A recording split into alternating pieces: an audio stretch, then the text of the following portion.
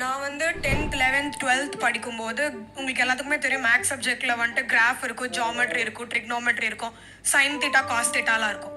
எல்லாம் முக்கிய படித்ததுதான். அதுக்கப்புறம் ஒரு ஃபியூச்சர்னு பார்க்கும்போது இது எங்கேயுமே யூஸ் ஆகல. ஸ்கூலில் எதுக்கு நான் அது படித்தேன்னு எனக்கு தெரியவே தெரியாது. விடுங்க, அது உங்களுக்கு சிரிப்பாக இருக்குல்ல கேட்கும்போது, சிரிச்சுட்டு போங்க, மகிழ்ச்சியாக இருங்க. அப்படி இருக்க பட்சத்தில் எனக்கு எஜுகேஷன் கை கொடுக்கல. எனக்கு இது தேவையே கிடையாத ஒன்று. இப்போ நான் அதை விட்டு வெளியே வந்துட்டேன். நான் இப்போ மாஸ்டர்ஸ் டிகிரி முடிச்சுட்டேன், வெளியே வந்துட்டேன். அதை நான் எந்த இடத்துலையுமே யூஸ் பண்ணல. நீங்க என்ன படிச்சிருக்கீங்க இப்போ? நான் MBA HR முடிச்சிருக்கேன். ஓகே, என்ன ஒர்க் பண்றீங்க? HR இருக்கேன். என்னங்க எனக்கு ஒண்ணுமே புரியல. அதுதானப்பா எனக்கும் புரியல. அதாவது நண்பர்களே, இப்போ வந்து எஜுகேஷன் அப்படிங்கிற டாபிக் வந்து ட்ரெண்டிங்கில் இருக்குது. படிப்பு முக்கியம் இல்லையா? இந்த A² + B² = C²ங்கிறதெல்லாம் நம்ம எங்கே வாழ்க்கையில் பயன்படுத்த போகிறோம் அப்படின்னு நிறைய கேள்விகள். இதெல்லாம் புதுசு கிடையாது, ரொம்ப வருஷமாக இருந்துகிட்டே இருக்குது. நீயா நானால கேள்வி கேட்ட குறிப்பிட்ட ஒருத்தருக்கான இது ரிப்ளை கிடையாது. பொதுவாகவே எல்லார் மனதிலும் இந்த ஃபார்முலாஸை ரியல் டைமில் நம்ம எங்கே பயன்படுத்துகிறோம், இது நமக்கு எங்கே தேவைப்படுது அப்படிங்கிற கேள்விக்கு விடையாகவும், ஒருவேளை நேரடியாக நம்ம அதை பயன்படுத்தவே இல்லைனாலும் நம்ம அதை படித்து தான் ஆகணும். அதுக்கான காரணம் என்ன அப்படிங்கிறதையும் தெரிஞ்சுக்கலாம். வணக்கம், நான் உங்கள் Mr.GK.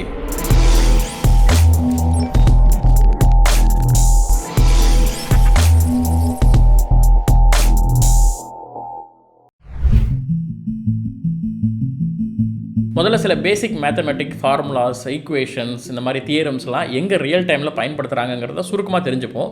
அதன் பிறகு இதெல்லாம் நான் பயன்படுத்துகிறனோ இல்லையோ, ஏன் நான் தெரிஞ்சுக்கணும் அப்படிங்கிறதையும் கடைசியாக சொல்கிறேன். ரொம்ப ஃபேமஸான Pythagoras Theorem. இது வந்து மேத்தமெட்டிக்ஸில் ஒரு ஃபண்டமெண்டல் ஈக்குவேஷன் அப்படின்னு சொல்லுவாங்க. A² + B² = C². அவ்வளோதான், ரொம்ப சிம்பிள். ஒரு ரைட் ஆங்கிள் கொண்ட ஒரு ட்ரையாங்கிள், அதாவது ஒரு முக்கோணம், அதில் வந்து ஒரு ஆங்கிள் 90 டிகிரி இருக்கும். இந்த முக்கோணத்தில் ஒரு பக்கம் இருக்கக்கூடிய அந்த ஒரு சைடோடைய ஸ்கொயர் ரூட்டும் இன்னொரு சைடோடைய ஸ்கொயர் ரூட்டும் எடுத்து நம்ம கூட்டினோம்னா அந்த முக்கோணத்தோடைய இன்னொரு பக்கம் இருக்கக்கூடிய ஸ்கொயர் ரூட் நமக்கு கிடைச்சிரும் அப்படிங்கிறது தான் விஷயம். ஆனால் ஒரு ட்ரையாங்கிளில் உங்கள்கிட்ட 2 பக்கம் தான் இருக்குது, 3வது பக்கத்தோடைய அளவு இல்லை அப்படின்னா நீங்கள் அதை எப்படி கண்டுபிடிப்பீங்க? ஒரு ட்ரையாங்கிளோடைய 2 பக்கம் வச்சுட்டு 3வது பக்கத்தை நம்ம எங்கே தேட போகிறோம் அப்படின்னு கேட்டால் நிறைய தேவை இருக்குது. வீட்டு வேலை ஏதாவது செய்யும்போது ஒரு லேடர், ஒரு ஏணி போடணும் அப்படின்னு வச்சுக்கோங்களேன். அந்த ஏணியை கொண்டு போய் எவ்வளோ தூரத்தில் தள்ளி வச்சு எவ்வளோ ஸ்லோப்பாக வைக்கணும் அப்படிங்கிறதுக்கு ஒரு கணக்கு இருக்குது. அந்த ஏணி, நீங்கள் சாய்ச்சி வச்ச சுவர், கீழே தரை, இது மூன்று ஒரு முக்கோணம் தானே. அப்ப நீங்க என்ன ஆங்கிள் சாட்சி வைக்கணும் அப்படிங்கிறது ஒரு கணக்கு. சரி, அது வந்து எக்ஸ்பீரியன்ஸ்ல ஒரு சின்ன அளவுங்கிறதால அட்ஜஸ்ட் பண்ணி வச்சிருவீங்க. இதே ரோட்ல பாத்தீங்கன்னா பெரிய ஸ்ட்ரீட் லேம்ப்ஸ்லாம் இருக்கும். அதெல்லாம் சரி பண்ணணும்னா ஒரு வண்டி போய் நின்று அங்கே இருந்து ஒரு ஏணி போய் மேலே போடுவாங்க. இல்லை பெரிய பெரிய பில்டிங்ஸ்லாம் பார்த்தீங்கன்னா தீ அணைப்பாக இருக்கட்டும், இல்லை ஏதாவது ஒரு எமர்ஜென்சிக்கு பெரிய லேடர்ஸ்லாம் மேலே ஏற்றுவாங்க. அப்போ அதுக்கெல்லாம் சரியாக கால்குலேட் பண்ணி அந்த ஆங்கிள் அவங்க வைக்கணும். புதுசாக வீடு கன்ஸ்ட்ரக்ட் பண்ணுறீங்கன்னா ரோட்டோட அளவை விட 1 அடி 2 அடி மேலே ஏற்றுவீங்க. அப்போ கார் பார்க்கிங்க்கு ஸ்லோப் போடணும்னா எந்த அளவில் ஸ்லோப் இருக்கணும், என்ன ஆங்கிள் இருக்கணும் அப்படிங்கிறத கொத்தனார் வந்து அவரோட மனக்கணக்கில் போடுவார், அவரோட எக்ஸ்பீரியன்ஸில். இதுவே நீங்கள் வந்து ஒரு பெரிய பில்டிங், பங்களா, இல்லை ஒரு பெரிய மால், இந்த மாதிரி பெரிய ஆர்கிடெக்ட் பண்ணும்போது கண்டிப்பாக அந்த ஃபார்முலாவை பயன்படுத்தி ஆகணும். ஸோ ஆர்கிடெக்சரல் டிசைன்ஸில் வீட்டுக்குள்ளே படிக்கட்டு வைக்கிறதுலேருந்து உங்கள் ரூஃப் என்ன ஆங்கிளில் மேலே இருக்கணும் அப்படிங்கிறதுலேருந்து பிரிட்ஜு, பில்டிங்ஸ்னு எல்லா இடத்துலையும் இதை பயன்படுத்துகிறாங்க. ஓகே, சைன், காஸ், டான் இதெல்லாம் போட்டு நம்ம படிக்கிறோமே, இதெல்லாம் ரியல் டைமில் நம்ம எங்கே பயன்படுத்துகிறோம் அப்படின்னு கேள்வி வரும். எங்கெங்கெல்லாம் இந்த கர்வ் வளைவுகள் வருதோ அங்கெல்லாம் நம்ம வந்து இந்த ஃபார்முலாஸை பயன்படுத்துவோம். விண்வெளி தொழில்நுட்பங்களாக இருக்கட்டும், இல்லை ஏரோஸ்பேஸ் சம்மந்தமான தொழில்நுட்பங்களாக இருக்கட்டும், இது எல்லாத்துலேயும் இதை பயன்படுத்துவாங்க. இஸ்ரோ, நாசா மாதிரியான அமைப்பில் இருக்கக்கூடிய ஏரோஸ்பேஸ் இன்ஜினியர்ஸ்லாம் நிறைய அந்த ஃபார்முலாஸை ரியல் டைமில் பயன்படுத்துவாங்க. நீங்கள் இந்த சைன் தீட்டா, காஸ் தீட்டா, இல்லை இந்த சைன் கர்வ் அப்படிலாம் வரும் இல்லையா, இந்த கர்வ் வந்து எங்கே பயன்படுத்துவாங்க அப்படின்னா, நீங்கள் பூமியிலேருந்து கிளம்புற ஒரு ஸ்பேஸ் ஷட்டிலாக இருக்கட்டும், இல்லை ஒரு ப்ரோபாக இருக்கட்டும், இல்லை ISS மாதிரியான இன்டர்நேஷனல் ஸ்பேஸ் ஸ்டேஷன், இதெல்லாம் பூமியை வேகமாக வளம் வந்துட்டு இருக்கும், சுற்றிட்டு இருக்கும், ஆர்பிட் பண்ணும். ஆர்பிட் அப்படின்னும் போதே பூமியை ஆர்பிட் பண்ணும்போது அது கர்வேச்சரில் ஆர்பிட் பண்ணும். இந்த ஆர்பிட் பாத்தோடைய கர்வ், நம்ம பூமியோடைய ஈக்குவேட்டரோடைய கர்வ், இதெல்லாம் பார்த்தீங்கன்னா இந்த சைனோடைய கர்வ் மாதிரியே இருக்கும். டெலிகம்யூனிகேஷன் துறையிலிருந்து மீட்டியாராலஜி வரைக்கும் இந்த சைன், கொசைன் ஃபங்க்ஷன்ஸ்லாம் நிறைய இடத்துல நிறைய வகையாக பயன்படுத்துகிறாங்க. ஸோ இன்றைக்கி நம்ம மொபைலில் வந்து நேவிகேஷன் சிஸ்டம் பயன்படுத்துகிறோம். யோசிச்சு பாருங்கள், நம்ம விமானங்களை பயன்படுத்துகிறோம். விமானத்தை நீங்கள் டேரெக்டாக பயணம் பண்ணலன்னா கூட நிறைய விமானத்துலேருந்து இம்போர்ட் ஆகிற பொருட்களை தான் நீங்கள் பயன்படுத்திகிட்டு இருக்கீங்க. நீங்கள் ஸ்பேஸ் ஷட்டிலில் போகிறனாலும் நம்ம பூமி சுற்றிட்டு இருக்கிற நிறைய சேட்டலைட்ஸ் தான் வந்து நமக்கு ஜிபி சிஸ்டம் கொடுக்கறதுலேருந்து நமக்கு இன்டர்நெட் ப்ரொவைட் பண்ணுறது, உங்கள் வீட்டில் DTH ஒர்க் ஆகுதுன்னு நம்ம எல்லாருடைய மொபைலில் டைம் அக்யூரேசி வரைக்கும் மெயின்டைன் பண்ணுறது இந்த சேட்டலைட்ஸ் தான். ஸோ நம்ம இப்படி டேரெக்டாக இல்லைனாலும் இன்டெரக்டாக இந்த தியரம்ஸை பயன்படுத்திட்டு தான் இருக்கிறோம். லாகரிதம்ஸ் நம்ம ஹைஸ்கூல் படிக்கும்போது இந்த லாக் புக் அப்படின்னு ஒன்று வச்சுக்கிட்டு எக்ஸாமில் அதை பார்த்து வேல்யூஸ்லாம் எடுத்து போடுவோம். அப்போ நமக்கு அது எதுக்கு போடுறோம், என்ன ரியல் டைமில் என்ன யூஸ் அப்படிங்கிறதான் தெரியாது. அதே ஸ்கூல் காலத்தில் கெமிஸ்ட்ரியில் நம்ம வந்து pH வேல்யூலாம் மெஷர் பண்ணியிருப்போம், பார்த்துருக்கீங்களா? ஒரு சப்ஸ்டான்ஸ்லையோ இல்லை ஒரு சொல்யூஷன்லையோ ஒரு பேப்பரை டிப் பண்ணி எடுத்தோன்னே அந்த பேப்பர் என்ன கலராக மாறுது அப்படிங்கிறத பொறுத்து நம்ம pH வேல்யூலாம் நோட் பண்ணியிருப்போம். ஞாபகம் இருக்கா? pH வேல்யூ அப்படிங்கிறது ஒன்றும் கிடையாது, ஒரு நீர்மத்தில் எவ்வளவு அசிடிட்டி வேல்யூ இருக்குது அப்படின்னு குறிக்கிறது. ஒரு வேல்யூ இன்னொரு வேல்யூவாக மாறுறதுக்கு அது எவ்வளவு பவர் ஆஃப், எவ்வளவு மடங்கு அதை நம்ம அதிகரிக்க வேண்டும். வேறுபட்ட மதிப்பெண்ணை அடையிறதுக்கு ஒரு மதிப்பெண்ணை நாம் எத்தனை சக்தி, எத்தனை மடங்கு அதை நம்ம அதிகரிக்கணும் அப்படின்னு சொல்கிறது அந்த லாகரித்மெட்டிக். அவ்வளோதான். ஸோ கெமிஸ்ட்ரியில் இந்த pH வேல்யூ நம்ம கண்டுபிடிக்கிறதுக்கு லாகரித்மெட்டிக் மேத்தமெட்டிக்கை இன்டெரக்டாக பயன்படுத்துகிறோம். ஒரு வேல்யூலேருந்து இது இன்னொரு வேல்யூக்கு எப்படி மாறி இருக்குது அப்படிங்கிற அந்த growth கண்டுபிடிக்கிறதுக்கு நமக்கு தேவை. இது இண்டஸ்ட்ரியில் நிறைய இடங்களில் பரவலாக பயன்படுத்தப்பட்டாலும் நம்மளுடைய ஹவுஸ் ஹோல்ட்ஸ் நம்ம வீட்டை க்ளீன் பண்ண பயன்படுத்தக்கூடிய பொருட்களாக இருக்கட்டும், டிஷ்வாஷிங் டிடர்ஜென்ட் பவுடர்ஸாக இருக்கட்டும், tooth paste, skin care products, இது எல்லாத்துலேயுமே இந்த pH வேல்யூவை நம்ம மெஷர் பண்ணி ரொம்ப சேஃபாக இருக்கா அப்படிங்கிறத டெஸ்ட் பண்ணி தான் அனுப்புவாங்க. ஸோ டெய்லி நம்ம பயன்படுத்துகிற பொருளில் ஏதோ ஒரு வகையில் இன்டெரக்டாக அந்த லாகரிதமெட்டிக்ஸ் அப்படிங்கிறது ஒரு கைட் தான் இருக்குது.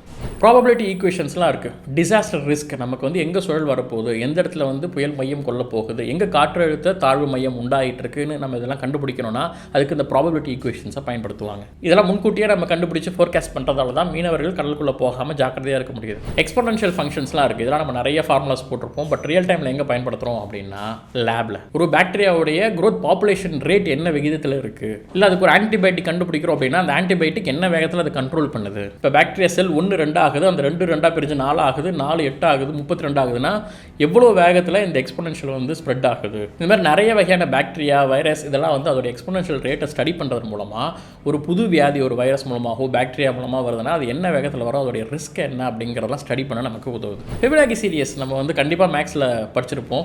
ரொம்ப இன்ட்ரெஸ்டிங்காக இருக்கும். 0 1 இது ரெண்டுத்தையும் ஆட் பண்ணால் அடுத்து 1, அதுக்கு முன்னாடி இருக்க 2 டிஜிட்டை ஆட் பண்ணால் 2, அதுக்கு முன்னாடி இருக்க 2 டிஜிட்டை ஆட் பண்ணால் 3, அதுக்கு முன்னாடி இருக்க 2 டிஜிட்டை ஆட் பண்ணால் 5 அப்படின்னு சொல்லிட்டு இன்ட்ரெஸ்டிங்கான சீரிஸாக இருக்குது. இது எதுக்கு நம்ம படிக்கிறோம்? இது வந்து இந்த C++, ஜாவாலாம் படிக்கும்போது ஃபிபனாச்சி சீரிஸ் பிரிண்ட் பண்ணுறதுக்கு வந்து கோடிங் எழுதுவோம். கிட்டத்தட்ட நேச்சரில் நிறைய இந்த ஃபிபனாச்சி சீரிஸ் இருக்கிறதா நம்ம பார்க்க முடியும். பூக்களில், இலைகளில், மரங்களில், ஸ்பைரல் அமைப்பு கொண்ட நத்தையோட ஓடாக இருக்கட்டும், இல்லை கேலக்ஸியாக இருக்கட்டும், பிரபஞ்சத்தில் நிறைய விஷயங்கள் இயற்கையில் வந்து இந்த ஃபிபனாச்சி சீரிஸ் இருக்கிற பேட்டர்னை விஞ்ஞானிகள் கண்டுபிடிக்கிறாங்க. அதை துறை சார்ந்து உள்ளே போய் நம்ம ஸ்டடி பண்ணும்போது அதோடைய டீட்டெயில் நமக்கு நிறைய புரிஞ்சிக்க வாய்ப்பு இருக்குது. சென்சிட்டிவான இன்ஃபர்மேஷன்ஸை இன்டர்நெட்டில் ஷேர் பண்ணுறதுக்கு இந்த கிரிப்டாலஜி மூலமாக நிறைய செக்யூரிட்டி பாஸ்வேர்ட்ஸ்லாம் உண்டாக்குறதுக்கு வந்து இந்த ஃபிபனாச்சி சீரிஸ் மூலமாக ஜென்ரேட் பண்ணுறது வந்து ரொம்ப ஸ்ட்ராங்காக இருக்கும் அப்படின்னு சொல்லுவாங்க.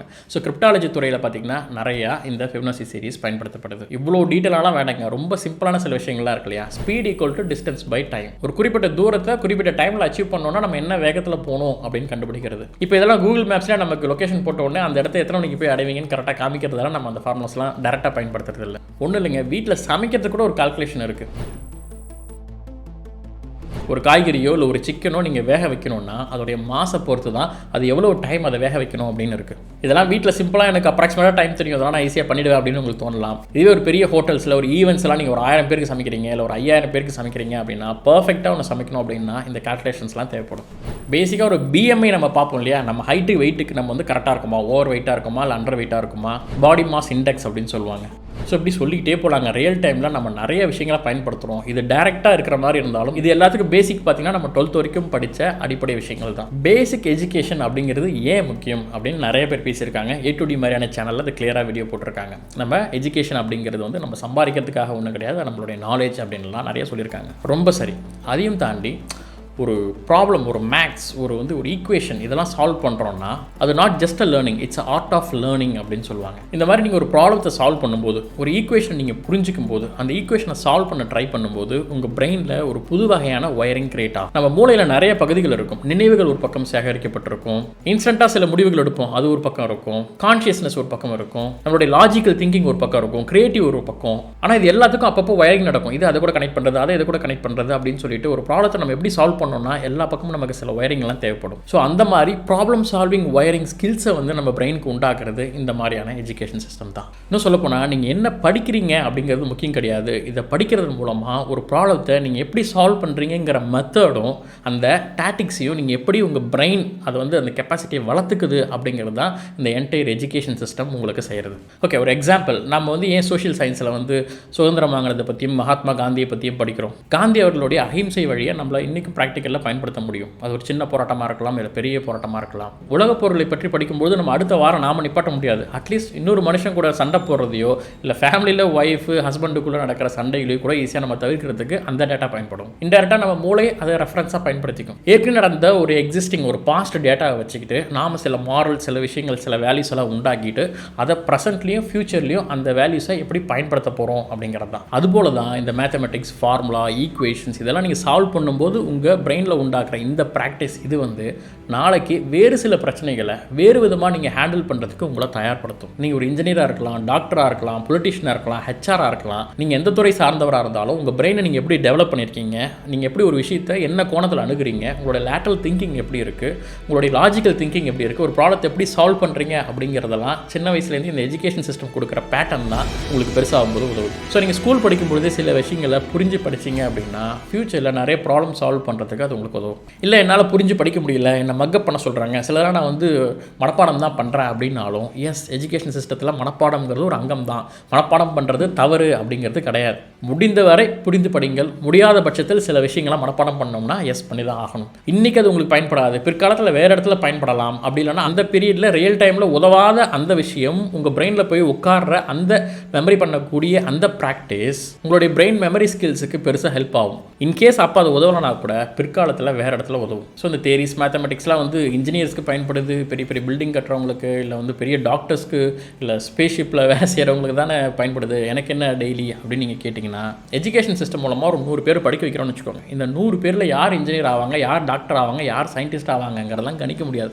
எல்லாருக்குமே இந்த அடிப்படை அறிவு கொடுத்து நாம் அந்த பிரெயினை டியூன் பண்ணாதான் யார் யார் எப்படி வராங்களோ அந்த 100 பேரில் வந்து ஒரு 50 பேர் சமுதாயத்தில் மிக முக்கியமானலாம் வரலாம், மீதி 50 பேர் சாதாரணமாக இருக்கலாம். ஆனால் அதை யாருன்னு ஐடென்டிஃபை பண்ணி அவங்களுக்கு மட்டும் தான் கொடுக்குறது அப்படிங்கிறது அடிப்படை எஜுகேஷன் சிஸ்டமான அந்த 12th நம்மளால் அதை ஃபைண்ட் அவுட் பண்ண முடியாது. அதனால் அந்த அடிப்படை கல்வி கண்டிப்பாக எல்லாருக்கும் போய் சேரணும். அதுக்கப்புறம் உன்னோட டேலண்ட் என்னவோ அதை பார்த்து நீங்கள் அதில் ஸ்கில்ஸை வளர்த்துக்கிட்டு நீங்கள் அந்த துறை சார்ந்து போகலாம். ஆனால் கண்டிப்பாக நீங்கள் படித்த படிப்புங்கிறது வீணாக போகலை. நீங்கள் ஒரு மெத்தடை உங்கள் பிரெயினில் டெவலப் பண்ணியிருக்கீங்க. இல்லை நான் ஹெச்ஆர் ஆகிட்டேன், இல்லை வேறு ஏதாவது சம்மந்தமே இல்லாத துறையில் போயிட்டனாலும் நீங்களும் இன்டெரக்டாக அதெல்லாம் பயன்படுத்துறீங்க. ஹெச்ஆராக ஒரு எம்ப்ளாயை நீங்கள் டீல் பண்ணுறது, ஹெச்ஆராக வந்து ஒரு கம்பெனியை டீல் பண்ணுறது, ஹெச்ஆராக சில விஷயங்களை கம்ப்யூட்டரைஸ்டாக நீங்களாம் யூஸ் பண்ணுறது, இது எல்லாமே எஜுகேஷன்ஸில் கண்டிப்பாக உங்களுக்கு ஹெல்ப் பண்ணியிருக்கும். ஆனால் அதை நீங்கள் டேரெக்டாக உணர மாட்டீங்க.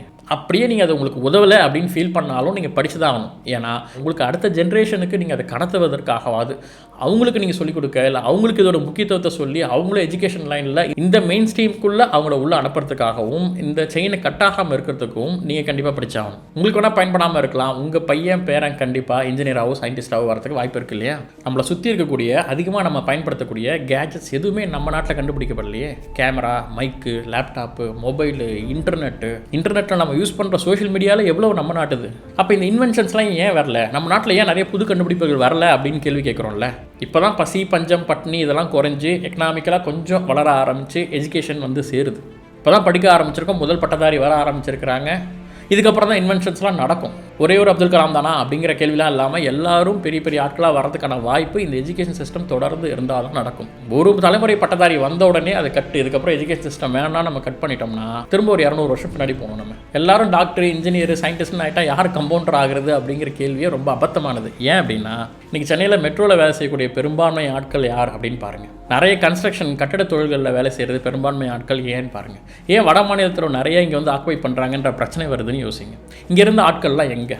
ஒரு காலத்தில் எஜுகேஷன் எல்லாரையும் சென்று அடையாத காலகட்டத்தில், நிறைய கூலிகள் இருந்த காலகட்டத்தில், இன்று படித்து மெல்ல மெல்ல மேலே வந்து முதல் தலைமுறை பட்டதாரி வந்த பிறகு அந்த கூலி வேலைகள் செய்ய ஆட்கள் இல்லாமல் தான் நம்ம வட மாநிலத்திலேருந்து கூலி வேலை செய்கிறவரை நம்ம வந்து இறக்குமதி பண்ணுறோம். ஒரு இடத்துல வெற்றிடம் தேவை ஏற்படுதுன்னா ஆட்டோமேட்டிக்காக அதை நிரப்புங்கிற மாதிரி இங்கே வேலை செய்ய ஆட்கள்னா வேறு வழி இல்லாமல் இந்தியாவில் வேறு எங்கே கம்மியான அந்த வேலை செய்யக்கூடிய ஆட்கள் இருக்காங்களோ அவங்க தானே வந்து ரொம்பறாங்க. நாம் ஒரு 100 பேர் படித்தாதான் அட்லீஸ்ட் ஒரு 10-20 பேர் நம்ம நாட்டை உயர்த்துறதுக்கு அதில் மேலிடத்துல வர முடியும். அப்படி தான் அமைப்பு இங்கே இருக்குது. அப்போ சான்சஸ் ஆர் வெரி லெஸ் அப்படின்னும் பொழுது எய்ம் ஹை. நீங்கள் டாக்டர் முயற்சி பண்ணாதான் இங்கே கம்பவுண்டர் நர்ஸே ஆக முடியுது. நீங்கள் கம்பவுண்டர் நர்ஸுக்கு டார்கெட் பண்ணிங்கன்னா இன்னும் அதுக்கு கீழே தான் ரேங்க் போகும். டிஎன்பிசி மாதிரியான அரசு தேர்வுகளில் லட்சக்கணக்கான பேர் எழுதினாலும் அந்த ரேங்கிங் பாருங்கள் எங்கே வருதுன்னு. எங்கே ஆசைப்பட்டவங்க என்ன ரேங்க் கிடைக்குது. ஸோ நம்ம டாக்டர், இன்ஜினியர், சயின்டிஸ்ட்னு ஹை டார்கெட் வச்சு அங்கே மூவ் பண்ணுவோம். அதுக்கு அடுத்த லெவலில் யார் வருவாங்கிறத பற்றி நாம கவலைப்பட தேவையில்லை. யாரும் தன் பிள்ளைகளை கம்பவுண்டர் ஆக்கணும், இல்லை வந்து ஒரு பிளம்பர் ஆக்கணும், ஒரு மெக்கானிக் ஆக்கணும் அப்படின்லாம் வளர்க்க மாட்டாங்க. வெற்றிடம் தானே நிரம்பும். ஸோ இதனால் சுருக்கமாக நான் சொல்ல வர்றது என்னன்னா, படிடா, ஒழுங்கா படிடா. ஸோ தொடர்ந்து படிப்போம். Education is important. இன்னும் நிறைய சுவாரஸ்யமான விஷயங்கள் தெரிஞ்சுக்க வேண்டியது இருக்குது. தொடர்ந்து இணைந்திருங்கள் மிஸ்டர் ஜிகேயோட. நன்றி.